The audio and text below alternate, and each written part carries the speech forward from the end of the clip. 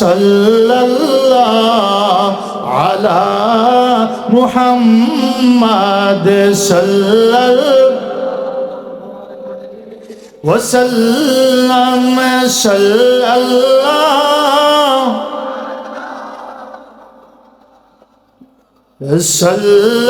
সাল্লাল্লাহু আলাইহি কানজুল কারামি মাওলান নিআমি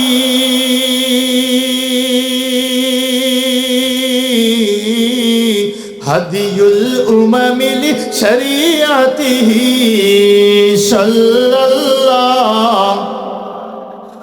মুহাম্মাদ সাল্লাল্লাহু আলাইহি সাল্লাল্লাহু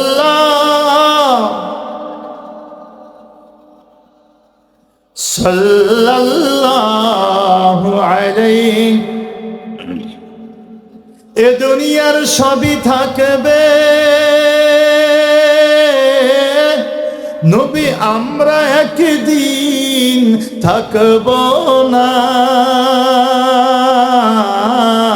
সবাই যেদিন মোদের ভুলে যাবে নবী গো আপনি মোদের ভুলিলেন না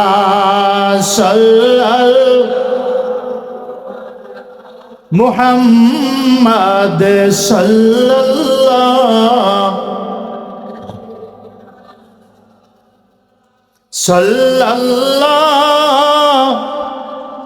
মুহাম্মাদ সাল্লাল্লাহু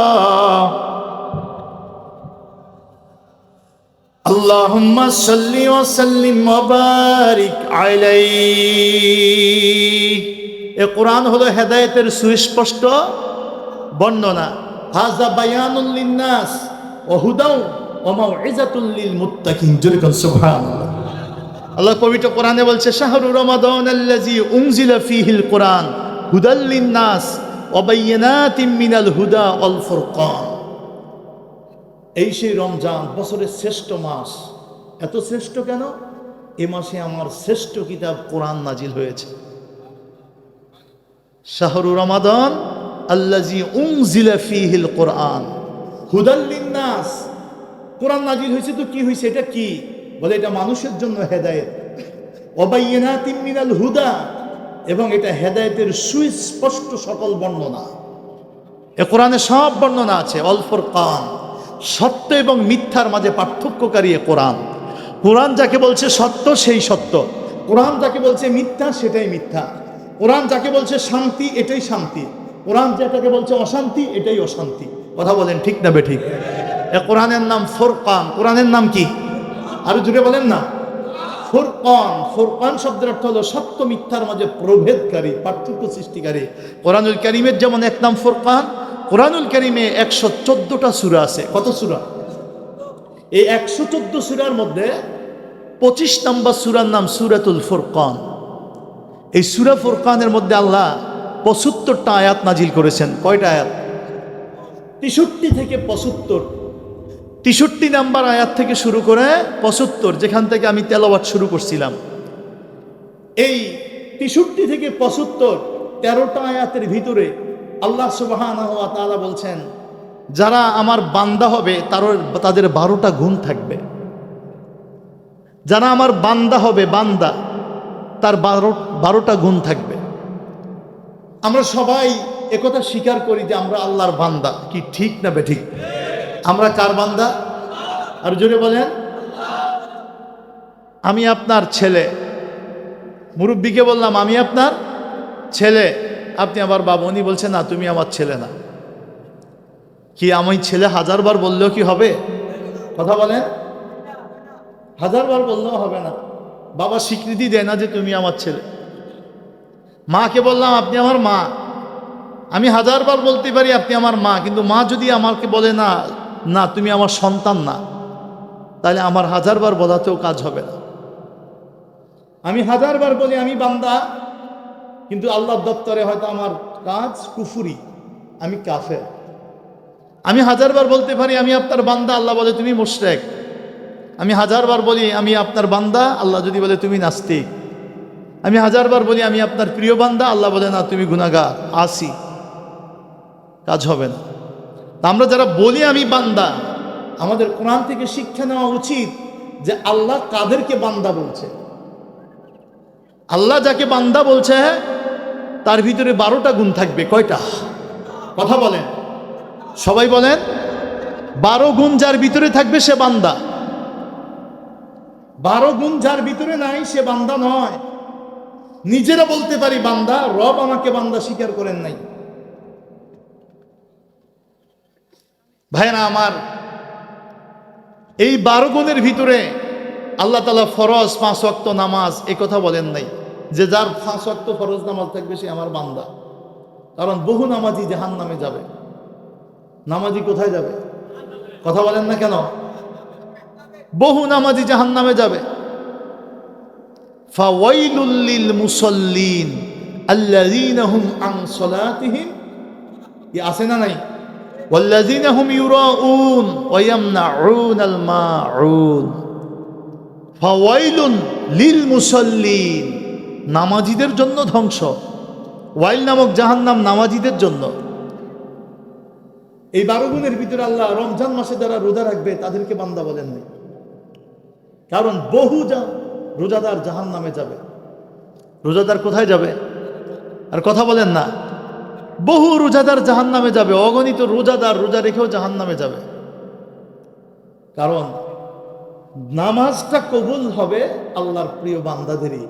উনি নামাজ পড়ছে কিন্তু বান্দা হতে পারেন, রোজা রাখছে বান্দা হতে পারে নাই, হজ করছে বান্দা হতে পারে নাই, জাকাত দিছে বান্দা হতে পারে নাই, দান সদকা করছে বান্দা হতে পারে নাই, অনেক শিল্প প্রতিষ্ঠান করছে, দরিদ্রদের কল্যাণে কাজ করছে, মানবতার কল্যাণে কাজ করছে, কিন্তু বান্দা হতে পারে নাই। বান্দা হইতে হইলে তার 12 গুণ। 1 নম্বর গুণ পড়েন আমার সাথে, আউযু বিল্লাহি শাইতানির বিসমিল্লাহির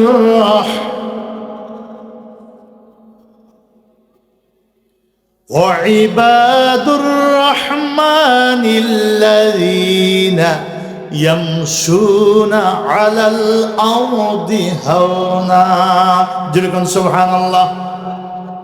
পবিত্র কোরআনুল কারীমের 25 নম্বর সূরা সূরা ফুরকানে আল্লাহ ডাক দিয়ে বলছে, ওয়া ইবাদুর রহমান, দয়াময়ের বান্দা তারাই। ওয়া ইবাদুর রহমান, রহমানের দয়াময়ের বান্দা তারাই।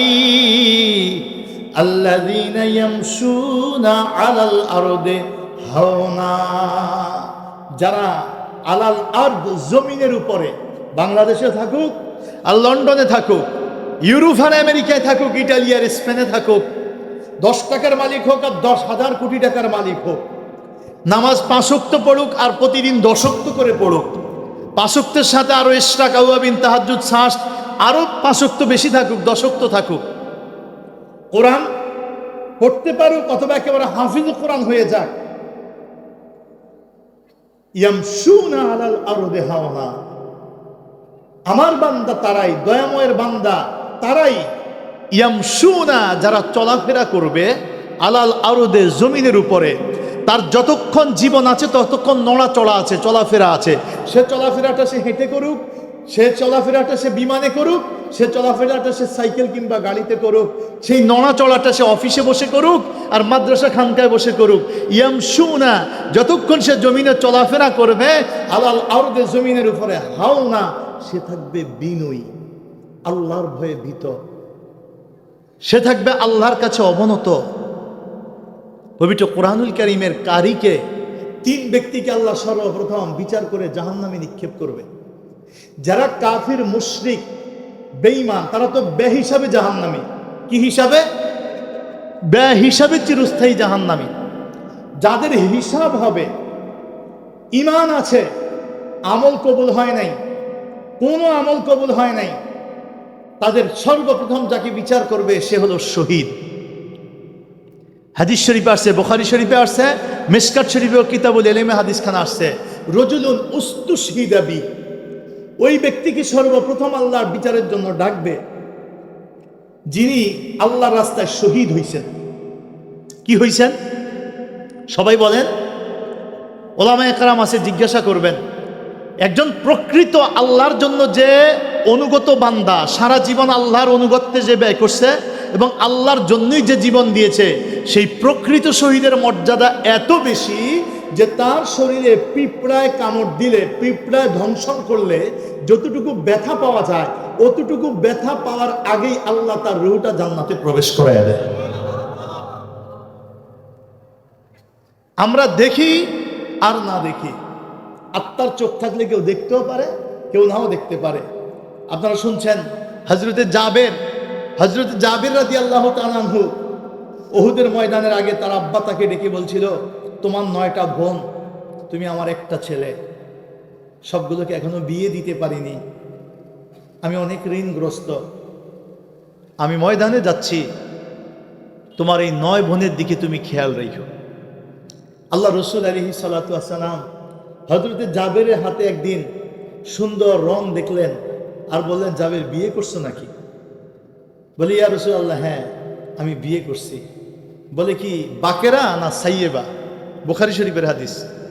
বাকেরা বিয়ে করছো না সাইয়েবা বিয়ে করছো? মানে কুমারী মেয়ে বিবাহ করছো না বিবাহিত মহিলা তালাক হয়ে গেছে বা স্বামী মারা গেছে ওই বিধবা নারী বিয়ে করছো? নবীজি জিজ্ঞাসা করছে।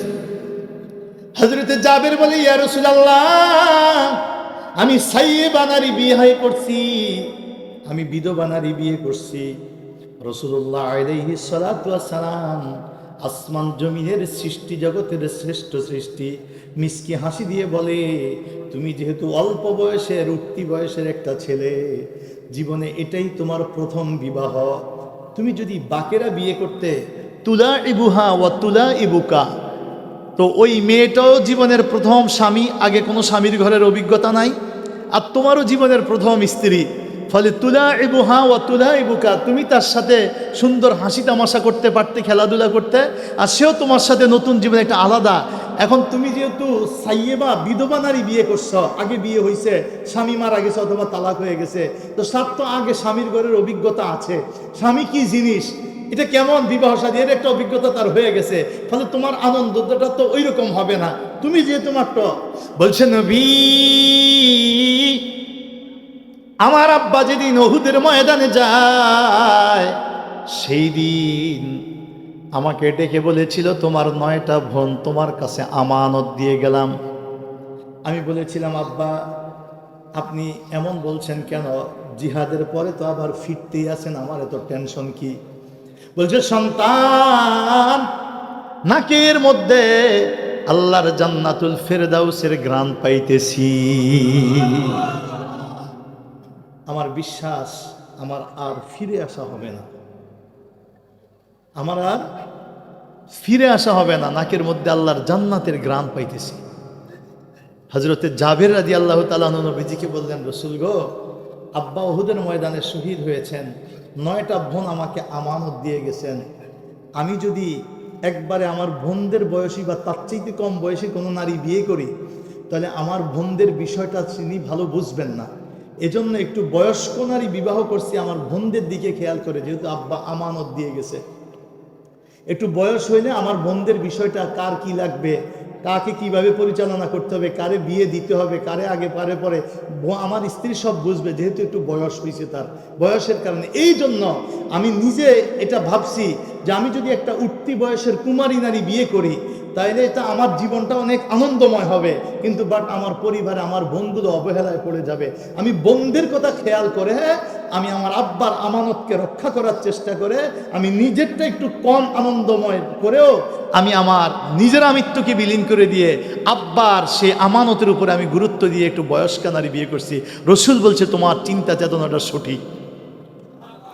আমি যা বলতে চাচ্ছিলাম সেটা এটা নয়, যারা হাকিকিভাবে আল্লাহর দ্বীনের জন্য শহীদ হয়, ইসলাম রক্ষা করতে গিয়ে শহীদ হয়, মাতৃভূমি রক্ষা করতে গিয়ে শহীদ হয়, মানবতার হক রক্ষা করতে গিয়ে শহীদ হয়, নিজের আমিত্বের জন্য নয়, অহংকারের জন্য নয়, ক্ষমতার জন্য নয়, নিজের বড়ত্বের জন্য নয়, নিজের দলের জন্য নয়, শুধুমাত্র এক আল্লাহর দ্বীন, লিইলায়ে কালিমাতিল্লাহ, আল্লাহর কালেমার পতাকাকে বুলন্দ করার জন্য যারা নিজের জীবনকে বিলীন করে দেয়, তাদের মর্যাদা এত বেশি, এত বেশি, এত বেশি। পবিত্র কোরআনুল কারীমে আল্লাহ তাআলা বলছে, ওয়ালা তাহসাবান্নাল্লাযীনা কুতিলু ফি সাবিলিল্লাহি আমওয়াত। যারা আল্লাহর রাস্তায় শহীদ হয়, তোমরা তাদেরকে মৃত ধারণাও করিও না, ধারণাও করিও না তারা মৃত, ধারণাও করবে না যে তারা মরে গেছে। বাল আহিয়া, বরং তারা জিন্দা। তারা কি? সবাই বলেন না, আমি বলছি না, কোরআন বলছে। তারা জিন্দা, ইনদা রাব্বিহিম ইউরযাকুন, তারা প্রভুর পক্ষ থেকে রিজিক প্রাপ্ত হয়। ফাঁকে আমি একটু কথা বলি, কথায় কথা আসে। আমাদের নবীজি আলাইহিস সালাতু ওয়াস সালাম সৃষ্টি জগতের শ্রেষ্ঠ সৃষ্টি, ঠিক না বেঠিক? সৃষ্টি জগতে আরশ, কুরসি, লৌহ, কলম, সমস্ত সৃষ্টি জগতের মধ্যে শ্রেষ্ঠ সৃষ্টি মুহাম্মাদুর। আল্লাহ যাকে হাবিব বলেছে, আল্লাহ যাকে কি বলেছে? হাবিব বলেছে। যিনি আল্লাহর মেহমান হয়ে আরশে আজিম যাবেন, মেরাজের রাতে জুতা খুলতে চেয়েছিলেন। মুসা নবী যখন তুর পাহাড়ে উঠে, আল্লাহ বলছে, ইয়া মুসা ফাখলানা আলাইক ইন্নাকা বিল ওয়াদিল মুকদ্দাসে তুওয়া। মুসা ফাখলানা আলাইক, কোরআনের আয়াত, আমি নিজের থেকে বলি নাই, কোরআনে আয়াত আছে। ফাখলা, তুমি খুলে ফেলাও, না আলাইকা, তোমার পায়ের জুতা। ইন্নাকা বিল ওয়াদিল মুকদ্দাসে তুওয়া, নিশ্চয় এটা পবিত্র তুয়া পাহাড়, তুর পাহাড়। মালিকের সাথে তুমি এখানে কথা বলবে, অতএব জুতা খোলো। আর শ্রেষ্ঠ পয়গম্বর আল্লাহর হাবিব, আল্লাহ তারে মেহমানদারি করবে, দিদার দিবে, জন্য আরশে নিয়ে যাচ্ছে, দুনিয়ায় বসে নয়। যাওয়ার আগে নবীজি জুতা মোবারক খুলবে, বলছে, দোস্ত জিব্রাইল বলো আমার দোস্তকে জুতা যেন না খোলে, কারণ জুতার পায়ের নিচে যে জুতা, জুতার নিচে যে ধুলাবালি, ওই ধুলাবালিটা আরশ নিয়ে আরশ গর্ববোধ করবে।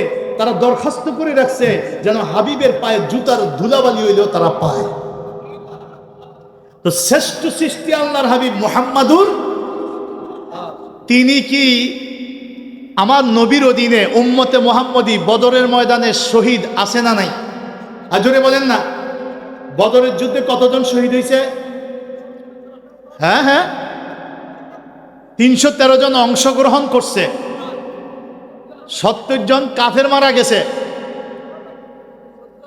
14 জন শহীদ হয়েছে। ইতিহাস খেয়াল করেন, বদরের যুদ্ধে কতজন শহীদ হয়েছে? 14 জন। কতজন? ওহুদের যুদ্ধে শহীদ হয়েছে 70 জন, কথা বল না। হুনাইনে শহীদ হয়েছে, কারবালায় শহীদ হয়েছে। এই শহীদদের মর্যাদা বেশি না আমার নবীর মর্যাদা বেশি? আর জোরে কর না। নবীর উম্মত নবীর অনুসরণ করে আল্লাহর পথ চিনেছে, আল্লাহর পথ পেয়েছে, আল্লাহর পথে তারা জীবন বিলীন করছে, শহীদ হয়েছে। তাই শহীদের অনেক মর্যাদা, কিন্তু শহীদের চাইতে শ্রেষ্ঠ নবীর মর্যাদা বেশি না কম? এটা তো বড় আলেম হওয়া লাগে না, একটু আল্লাহ যারে সঠিক বিবেক দিছে, একটু বিবেক চিন্তা করলেই যে নবীর উম্মত, সে তো নবীর চাইতে বেশি মর্যাদার নয়। নবীর উম্মত যারা শহীদ হয়েছে, কিয়ামত পর্যন্ত যারা শহীদ হবে, আল্লাহ কোরআনে বলছে তারাদেরকে মুর্দা ধারণাও করিও না, মৃত ধারণাও করিও না, বাল আহিয়া, বরং তারা জীবিত। ইনদা রাব্বিহিম ইউরযাকুন, আমার প্রভুর পক্ষ থেকে তাদের কাছে রিজিক আসে। তাহলে শহীদরা যদি জীবিত হয়, তাহলে শ্রেষ্ঠ পয়গম্বর আল্লাহর হাবিব মরে গলে পচে মাটির সাথে মিশে গেছে, কিচ্ছু না। এই কথা যে বলে সে কি আসলে মানে সঠিক না ব্যাঠিক? সে কি হেদায়েতে আছে না পথভ্রষ্ট? সে যখন জেনে শুনে এই কথা বলে, এই কথা প্রচার করে, এই কথার প্রতি মানুষকে দাওয়াত দেয়, এই কথাই মানুষকে স্বীকার করায় যে মুহাম্মদ সাল্লাল্লাহু আলাইহি ওয়াসাল্লাম আমাদের মতোই মানুষ, মরে গলে পচে মাটির সাথে মিশে গেছে, মদিনায় কিচ্ছু নাই, মদিনায় যাওয়ার দরকার নাই। যদি যাওয়াই লাগে তো মসজিদে নববীতে 2 রাকাত নামাজ পড়ার নিয়ত কইরা যাইও, কারণ ওখানে নামাজ পড়লে 1 রাকাতে 50,000-এর সওয়াব আছে। কিন্তু নবীর রওজা জিয়ারতের নিয়তে গেলে বেদাত হইবে, রওজা জিয়ারতের নিয়তে যাওয়া যাবে না।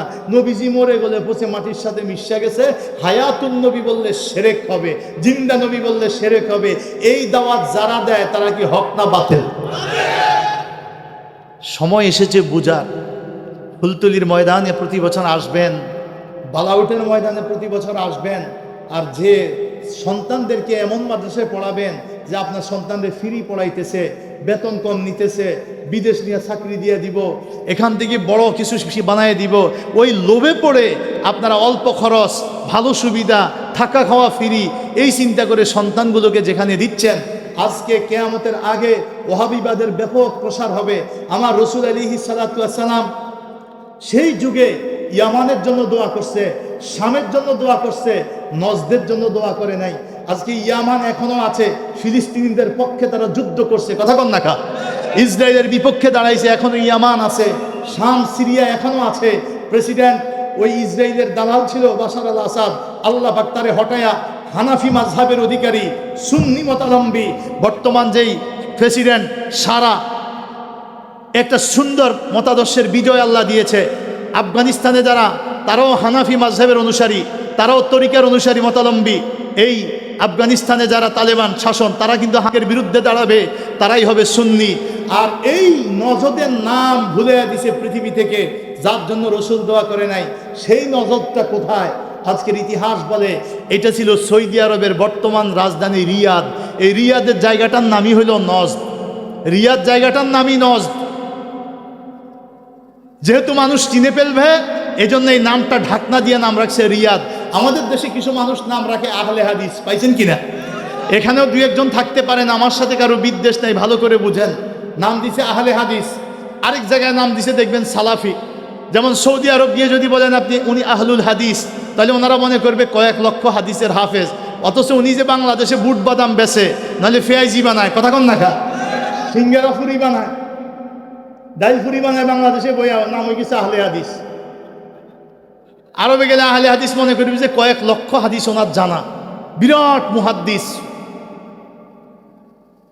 অর্থাৎ যেখানে যেটা কইলে মানুষের ধোকা দিতে ভালো লাগে, কোথাও নাম দিছে সালাফি, কোথাও নাম দিছে লামাযহাবি, কোথাও নাম দিছে আহলে হাদিস। এইগুলো করে আল্লাহ পাককে আরশে বন্দি করছে। এদের আয়েতেকাদ আল্লাহরে কোথায়? আরশের বাহিরে আল্লাহ নাই, আল্লাহ আরশেই, আরশের বাহিরে আল্লাহ নাই। তা আল্লাহ যদি আরশেই থাকে, আপনারা বলেন তো বালা উঠে জানা, আমি এখন কোথায় বসে আছি? স্টেজে। কোথায়? আরে জোরে কয় না, আমি কোথায় আছি? স্টেজটা কি আমার চাইতে বড় না ছোট? স্টেজ যদি আমার চাইতে ছোট হয়, আমি কি এর সাথে এর মধ্যে থাকতে পারি? আপনি যে বাড়িতে বা ঘরে থাকেন, যেই রুমে থাকেন, সেই বাড়িঘর বা রুম, এটা কি আপনার চাইতে বড় না ছোট? হ্যাঁ হ্যাঁ। তাহলে আল্লাহ যদি আরশে থাকে, আরশের আল্লাহর চাইতে আরশ বড়?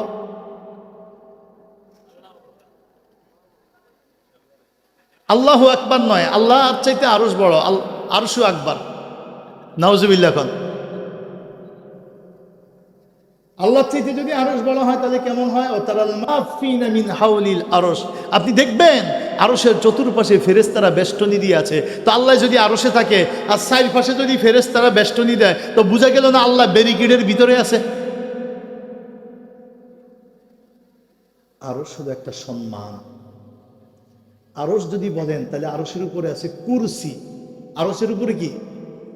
কুরসি। আর আমরা আয়াতুল কুরসি পড়ি, ওয়াসিয়া কুরসিয়ুহু সামাওয়াতি ওয়াল আরদ। জোরে কোন সুবহানাল্লাহ। বাংলা অর্থ কি হয়? ওয়াসিয়া, প্রশস্ত, প্রশস্ত। কুরসিয়ুহু, তাহার কুরসি, মানে আল্লাহর কুরসিটা ব্যাপৃত, প্রশস্ত। আর সামাওয়াতি ওয়াল আরদ, আসমান এবং জমিন সমূহ, সাত আসমান সাত জমিন ব্যাপৃত হইল আল্লাহর কুরসি। তাহলে আপনি যদি বলেন আল্লাহ আরশে আছে, আমি বলবো আরশের উপরে তো কুরসি আছে। কুরসিতে কে আছে? আর কুরসি কোথায়? আসমান জমিন ব্যাপৃত। এই জন্য আহলে সুন্নাত ওয়াল জামাতের আকায়েদ, এটা আমাদের জন্য ফরজ। মাযহাব থেকে দূরে সরবেন, এক সময় আপনি ধর্ম থেকে দূরে সরে যাবেন, আপনার মধ্যে আর ধর্মের কিছু থাকবে না। আল্লাহ মাযহাবিয়াতু কন্তারাতুল্লাহ দিনিয়া, মাযহাব ত্যাগের শেষ পরিণাম ইসলাম ত্যাগ। মিষ্টি মিষ্টি কথা বলে, সুন্দর সুন্দর মাসালা বলে, 9টা সঠিক কইলা একটা এমন বিষ ঢুকে দেয়, 9 গ্লাস শরবত খায় আর 1 গ্লাস লোভে বিষ খায়া ফেলে। ওই 1 গ্লাস বিষেই কিন্তু মানুষ মারা যায়। জোরে কোন ঠিক না ঠিক? মিষ্টি মিষ্টি কথা বলে আমাদেরকে আজকে সুন্দর বলতেছে। মুহাম্মদ সাল্লাল্লাহু আলাইহি ওয়াসাল্লাম 23 বছর, তিনি 40 বছর বয়সে নবুয়তের প্রকাশ হয়েছে। ওই 40 থেকে 63, এই 23 বছর অনুসরণীয়। তার আগের জীবন কোনো অনুসরণীয় জীবন না। বুঝাইল কি? নবী 63 বছরেরই মানুষ, 23 বছর শুধু অনুসরণ। আর আমরা জানি হইল আমার নবী এমন এক নবী, নবী পাকের সম্মান ইজ্জত নিয়ে যদি কেউ খেলে, অপদস্থ করতে চায়, নবী পাকের সম্মানে হাত দিতে চায়, নবীকে ছোট করতে চায়, ওর ঈমান থাকে না, থাকে না, থাকে না। ঠিক না বেশি?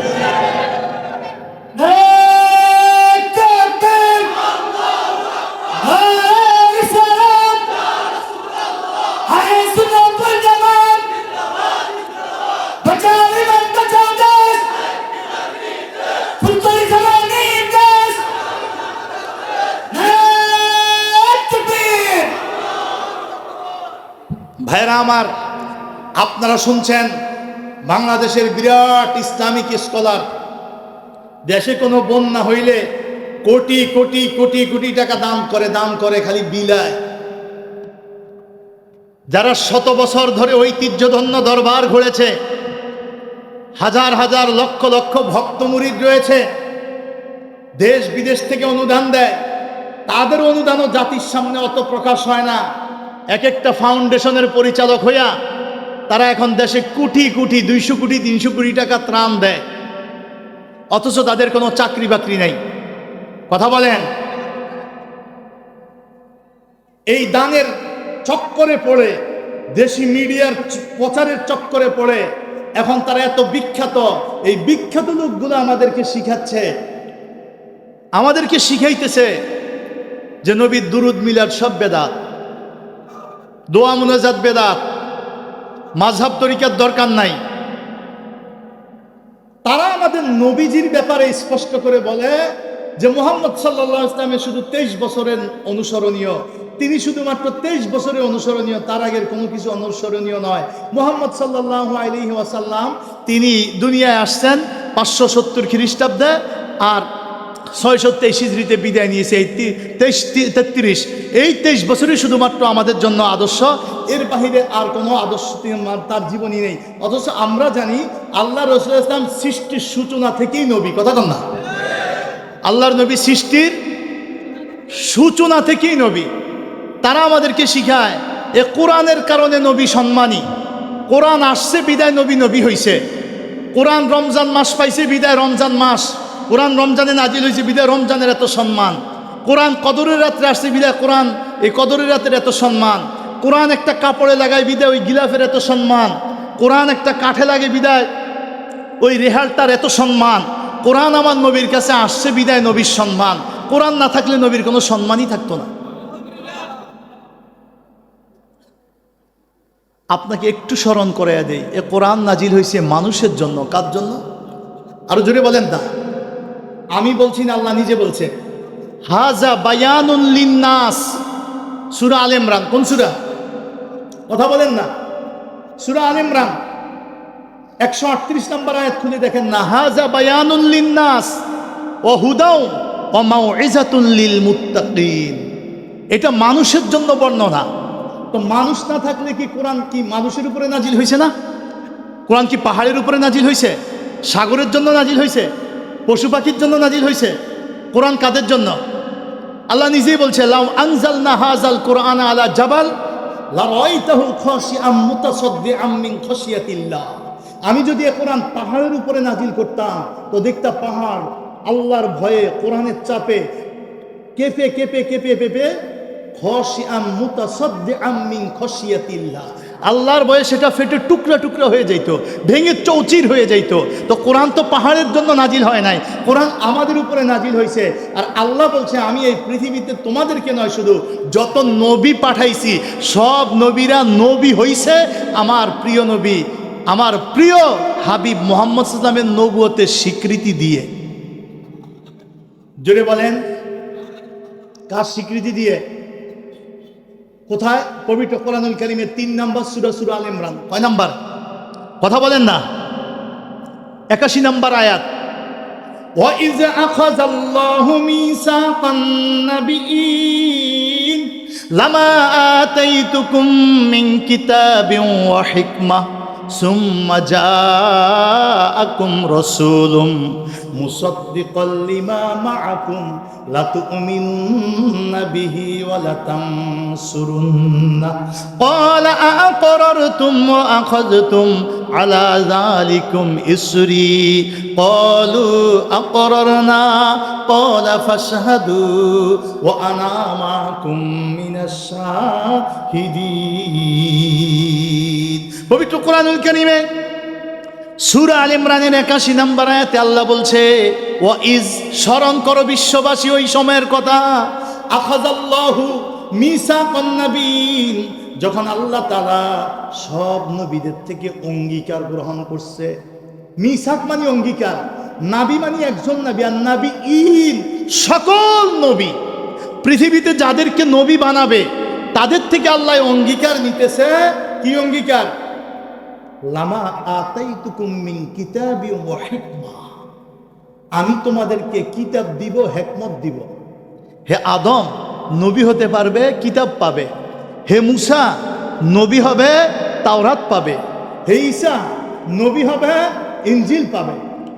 হে দাউদ নবী হবে, জাবুর পাবে। তবে একটা শর্ত। কয়টা? লামা আতাইতুকুম মিন কিতাবিন ওয়া হিকমা, কিতাব দিব, হিকমত দিব। সুম্মা জাআকুম রাসূল, অতঃপর আসবে একজন রসূল। রসূল আসবে মুহাম্মাদুর, সমস্ত তাফসিরে লিখছে এই রসূল হলো মুহাম্মাদুর রাসূলুল্লাহ। আর সব নবীরা দুনিয়ায় একসাথে হয়েছে কোন জায়গায় বলেন তো? পৃথিবীতে সব নবীরা একসাথে আসছে? কথা বলেন না। কি যখন আদম নবী ছিল তখন কি সুলাইমান বাদশাহ ছিল? কথা বলেন না। যখন সুলাইমান বিশ্ব বাদশাহী করছে তখন কি মুসা নবী ছিল? তাহলে এটা কোন জায়গা? তাফসীর হলো এটা হলো ফি আলামিল আরওয়াহ, রুহের জগৎ। রুহের জগৎ যখন পৃথিবীতে কোনো মানুষকে পাঠায় নাই, রুহু তৈরি করছে আল্লাহ সব একসাথে। আমরা সারা পৃথিবীতে যত মানুষ আছি, এই মানুষ আগমনের ধারাবাহিকতা আগে পরে। আল্লাহ কাউরে পিতার মর্যাদা দিবে, কাউরে পুত্রের স্নেহ দিবে, এজন্য কিন্তু রুহুগুলো তৈরি করছে একসাথে।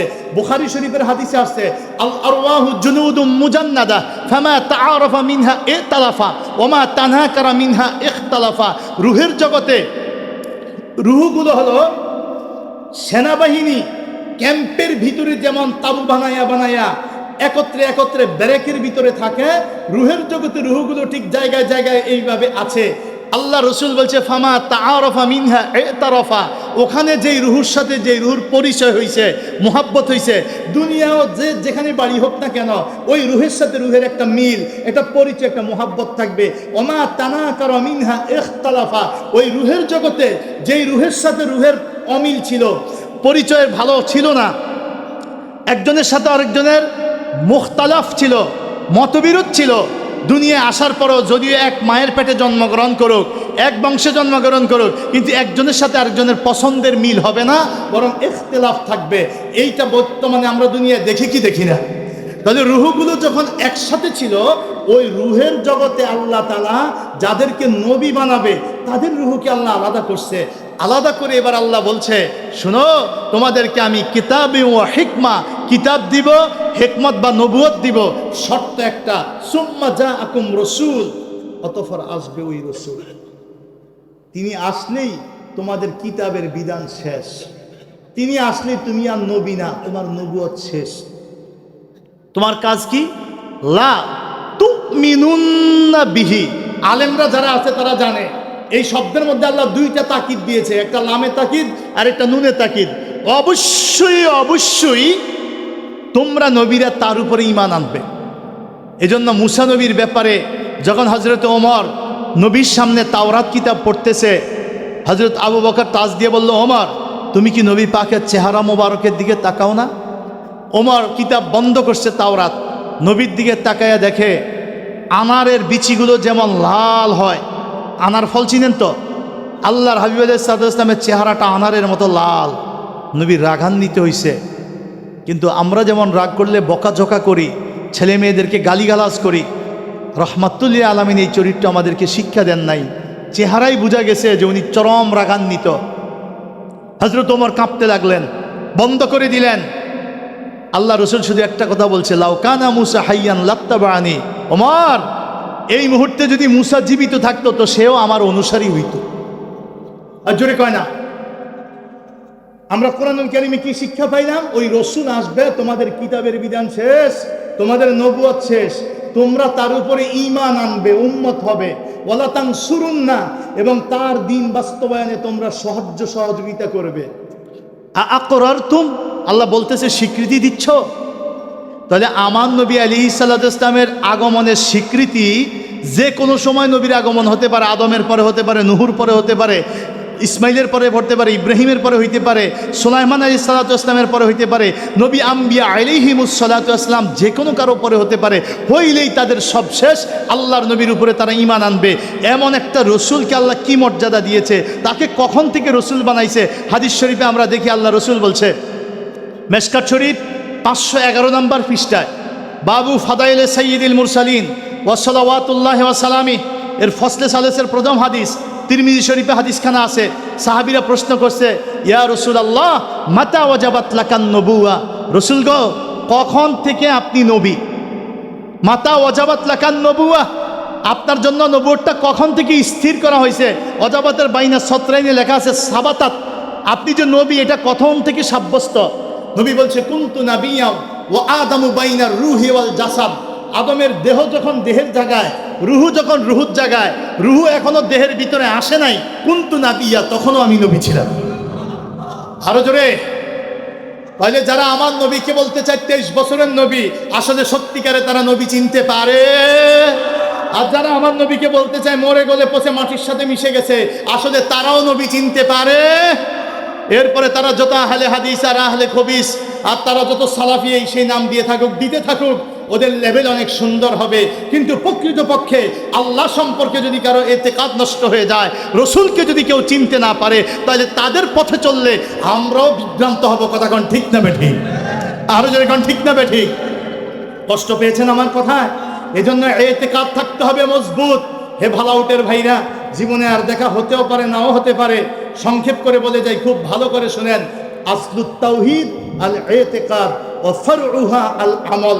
আমার কথা নয়, আকীদা নসফির ইবারত আল্লামা ওমর আন-নাসফি রাহমাতুল্লাহ আলাইহি বলছে, তাওহীদের মূল হইল ইতিকাদ, আকীদা। তাওহীদের মূল কি? সবাই বলেন না। তাওহীদের মূল হইল ইতিকাদ ওয়া ফারউহা আল আমল। তাওহীদের একটা শাখা হইল আমল। আমল খুব সুন্দর, প্রচুর কোরআন পড়ে। কি পড়ে? আরে কথা বলেন না, জোরে বলেন। প্রচুর কোরআন পড়ে আর নামাজ পড়ে। কোরআনের চর্চা চায়, কোরআনের সংবিধান চায়, কোরআন কায়েম করতে চায়। আর প্রচুর নামাজি, প্রচুর নামাজ পড়ে। মনে রাখবেন, আল্লাহ রসুল আলাইহিস সালাতু ওয়াস সালাম ১৫০০ বছর আগে বলে গেছে, ১৫০০ বছর আগে বলে গেছে। আমি নিজের থেকে বলি নাই। মুয়াত্তা মুহাম্মদ হাদিস পড়ছি, পড়াইছি, দাওরে হাদিসে পড়ায়। মুয়াত্তা মুহাম্মদ রাহমাতুল্লাহ আলামিন বলছে, এ সাহাবীরা, এমন এক যুগ আসবে যারা প্রচুর কোরআন পড়বে। ওয়া ইয়াকরাউনাল কুরআন লা ইবালিগুল হানাজির, এত বেশি কোরআন পড়বে কিন্তু সেইটা তাদের গলার নিচে যাবে না। তারা এত বেশি নামাজি হবে, তাহকিরুনা সলাতাকুম মা সলাতিহিম, তাদের নামাজ দেখলে তোমরা সাহাবীরা পর্যন্ত নিজদের নামাজকে তুচ্ছ মনে করবে। কিন্তু হাদিসের শেষে রসুল বলছে, এদের কথা শুনে রাখো, ইয়ামরাকুনা মিনাদ দ্বীন কামুরুকি সাহমি মিনার রামিয়া, ধনুক থেকে তীরটা যেমন বের হয়ে যায়, দিলের ভিতর থেকে ঈমান এভাবে বের হয়ে যাবে। আজকে আমাদের সেই প্রেক্ষাপট, হাতের তালুতে আগুনের জ্বলন্ত আঙ্গার রাখা যত কষ্টকর, ঈমানের উপরে থাকা শেষ যুগে এত কষ্টকর হবে। নবী বলে গেছে, আস-সাবিরু আলাদ দ্বীন কাল কাবিদি আলাল জামর, দ্বীনের উপরে অটল থাকা হাতের তালুতে আগুনের জ্বলন্ত আঙ্গার রাখার মতো কষ্টকর হবে। আজকে সেই যুগ চলে আসছে। রসুল বলছে, ইউমসি মুমিনান ওয়া ইউসবিহু কাফিরা, সকালে ঈমান বিকালে কাফের, সকালে বিকালে ঈমান সকালে কাফের। একটা দিন ঈমানের উপরে ধৈর্য ধারণ করে থাকা সম্ভব হবে না। আজকে মোবাইলের ফতুয়ায় এমনভাবে ভাসছে। আমি গতকালকে চাঁদপুর ছিলাম, পরশুদিন ভোলায় মাহফিল করছি। সেখানে যাওয়ার পরে প্রশ্ন নিচে, হুজুর শুক্রবারে রোজা রাখা হারাম, এ ব্যাপারে আপনার অভিমত কি? আমি অবাক হয়ে গেছি। আমরা জানি 2 ঈদের দিন আর কোরবানি ঈদের পরে 3 দিন, আল্লাহ রসুল 5 দিন রোজা রাখা হারাম বলছে। কথা কোন ঠিক না বেঠিক? কিন্তু এলাকার মুফতি বিখ্যাত মাদ্রাসা থেকে পড়ে আসছে, এলাকায় বলে হুজুর অমুক মুফতি আমাদের এলাকার ফজরের পরে বলতেছে, ফতুয়া দিচ্ছে যে শুক্রবারে রোজা রাখলে হারাম হবে, রাখলে হয়তো শুক্র শনি নাহলে বৃহস্পতি শুক্র রাখতে হবে। এই মুফতি আবার ফতুয়া দিচ্ছে এলাকায় যে ফজরের নামাজ যদি কোনো ইমাম পড়ায়, তো ইমামের যদি গোসল ফরজ হয়, গোসল ফরজ, তো ইমাম ফরজ গোসল না কইরা ইমামতি করলে মুক্তাদির নামাজে কোনো অসুবিধা হইব না, খালি ইমামের নামাজটা নষ্ট হইব। আল্লাহ রসুল ১৫০০ বছর আগে বলে গেছে, ফাফতু বেগায়রি ইলমিন ফাদাল্লু ওয়া দাল্লু। এই শেষ যুগে একদল লোক হবে যারা এলেম ছাড়া ফতুয়া দিবে, এলেম ছাড়া ফতুয়া দিবে, নিজেরাইও পথভ্রষ্ট হবে, জাতিকেও পথভ্রষ্ট করবে। আজকে আমরা দেখি ব্যানওয়ালায়ও আহলে হাদিস নাম দিয়া লাইছে, বিভিন্ন ধরনের এই কোনো রকম ক্যাসেট বিক্রি করতো, সে এখন ভারতীয় উপমহাদেশের শ্রেষ্ঠ আলেম হয়ে গেছে। আগে ক্যাসেট বিক্রি করতো, ওই ক্যাসেটের পরে কয়েন বাংলা কিতাব পড়ছে, এরপরে এখন বিরাট শ্রেষ্ঠ আলেম। এদের ফতুয়ায় আজকে নামাজের পরে মুনাজাত নাই, এদের ফতুয়ার কারণে আজকে রসুলের দুরুদ মিলাদ নাই, এদের ফতুয়ার কারণে আজকে পীর মাশায়েখরা বেদাতি, এগুলো সব পেট পূজারি। পীর মাশায়েখদের কোনো তরিকা, এগুলো সব বেদাত, তরিকা বলতে কিচ্ছু নাই। এদের ফতুয়ার কারণে আজকে মাযহাবের ইমামদেরকে নিয়ে তারা তুচ্ছ তাচ্ছিল্য করে, মানুষের অন্তর থেকে মাযহাবের ইমামদের শ্রদ্ধাবোধ চলে যাচ্ছে, মানুষ আল্লাহওয়ালাদের থেকে দূরে সরে যাচ্ছে, মানুষ দিন থেকে দূরে সরে যাচ্ছে। এদের কারণে আজকে ওহাবিবাদের টাকায় এদেশে মাদ্রাসা বিভিন্ন প্রতিষ্ঠান প্রতিষ্ঠিত হচ্ছে, যে প্রতিষ্ঠান থেকে আগামী দিনে এমন লোক বাইর হবে যারা আমাদের সমাজকে তুচ্ছতাচ্ছিল্য, তছনছ, পৃথক, ডিভাইডেড, আমাদের সমাজকে টুকরা টুকরা করে দেবে। এরা আলেম দামদারি দিয়ে বের হচ্ছে। এজন্য আপনাদের কাছে আমার এই সংক্ষিপ্ত আলোচনার মধ্যে অনুরোধ, শেষ যুগ, হক্কানি ওলিদেরকে মজবুত করে ধরবেন, হক্কানি ওলিদের জিয়ারত করবেন, রুহানি আত্মার ফায়েজ গ্রহণ করবেন। আপনারা সকাল সন্ধ্যা আল্লাহর জিকির করবেন, 5 ওয়াক্ত নামাজ যেভাবে পড়েন, ফরজ নামাজের পরে হাত তুলে মুনাজাত করবেন। অনেক যুবকের আজকে মুনাজাত ছেড়ে দিয়েছে। আরে ভাই, আল্লাহর কাছে চাওয়ার চাইতে পৃথিবীতে এর চাইতে দামি আর কিছু হয় না। আদ-দুআউ মুখুল ইবাদত। নামাজ পড়ছি, যেটা নাও কবুল হইতে পারে, কিন্তু যদি নামাজের শেষে বলি, আল্লাহ আমার অজান্তে জানায় অজানে আমি যা কিছুই ভুল ত্রুটি করছি নামাজে, আল্লাহ আমি তোমার কাছে ক্ষমা প্রার্থী, আমার ভুলগুলো ক্ষমা করে, আমার ইচ্ছার অনিচ্ছার বেয়াদবি ক্ষমা করে, আল্লাহ আমার সারা জিন্দিগির নামাজটা কবুল করে নাও। দোয়ার উসিলে আমার গোটা নামাজটা কবুল হইতে তাহলে কি দোয়া করবো না ছাড়বো? করবো না ছাড়বো? ওলি আল্লাহ ধরবো না ছাড়বো? দুরুদ মিলাদ ধরবো না ছাড়বো? নবী ওলি যেই পথে, সুন্নত তরিকা যেই পথে, দুরুদ মিলাদ যেই পথে, মাযহাব তরিকা যেই পথে, নারে তাকবীর, নারে রিসালাত, আহলে সুন্নাত ওয়াল জামাত, নারে তাকবীর। সংক্ষিপ্ত সময়ে আমার কথায় বার্তায় উঠায় বসায় আচার আচরণে যদি কোনো ভুল ত্রুটি অন্যায় বেয়াদবি থেকে থাকে, আল্লাহর হস্তে মাফ করে দিবেন। যেহেতু আগামীকাল শুক্রবার চলে যেতে হবে, জন্য আমি অনুরোধ করছি আমাকে বেশি লম্বা না রাখার জন্য। তো ইনশাল্লাহ যতটুকু সময় দিয়েছি আমি ওর ভিতরে শেষ করেছি। আপনাদের কাছে দোয়া, জীবনে যদি আর কোনো দিন দেখা নাও হয়, দয়া করে মাফ করে দিবেন। আল্লাহ আমাদের সবাইকে জান্নাতি হিসেবে কবুল করুক, আমিন।